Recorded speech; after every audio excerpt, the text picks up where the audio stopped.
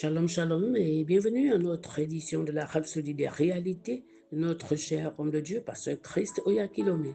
Nous sommes jeudi 27 février 2025 et Pasteur Christ dans la Rhapsodie d'aujourd'hui nous enseigne sur le thème la paix perpétuelle avec Dieu. Il tire son verset d'ouverture du livre de Romains chapitre 5, le verset 1 qui dit « Étant donc justifiés par la foi, nous avons la paix avec Dieu par notre Seigneur Jésus-Christ. » Parce que Christ explique et il dit, la version amplifiée classique traduit magnifiquement notre verset d'ouverture. Elle dit, ainsi, puisque nous sommes justifiés, c'est-à-dire acquittés, déclarés justes et avons reçu une bonne posture devant Dieu par la foi, saisissons le fait que nous avons la paix de la réconciliation pour garder et jouir de la paix avec Dieu par notre Seigneur Jésus-Christ, le Messie loin. Imaginez une vie de paix perpétuelle avec Dieu. C'est exactement ce que Jésus a rendu possible pour nous. Par le salut, nous sommes en unité avec Dieu, en parfaite harmonie et en synchronisation avec lui.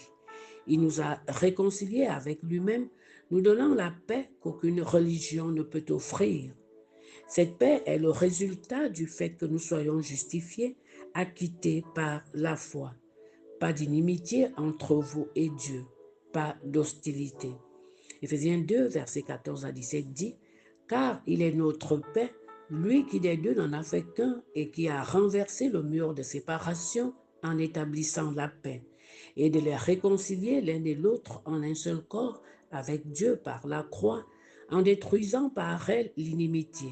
Il est venu annoncer la paix à vous qui étiez loin et la paix à ceux qui étaient près. » 2 Corinthiens 5, versets 18 à 19, version King James dit, « Tout cela vient de Dieu qui nous a réconciliés avec lui par Jésus-Christ et qui nous a donné le ministère de la réconciliation, car Dieu était en Christ, réconciliant le monde avec lui-même, en n'imputant pas aux hommes leurs offenses, et il nous a confié la parole de la réconciliation. » Observez que c'était Dieu qui opérait en Jésus-Christ, réconciliant le monde avec lui-même, ne comptant pas leurs péchés contre eux.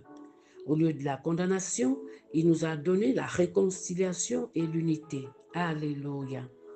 Maintenant, nous avons accès au Père par un seul esprit. Éphésiens 2, verset 18. Vous n'êtes plus séparés de Dieu. N'est-ce pas merveilleux? Maintenant, nous vivons en communion et en paix constante avec lui. Colossiens 1, verset 20 dit, « Il a voulu réconcilier tout avec lui-même en faisant la paix par lui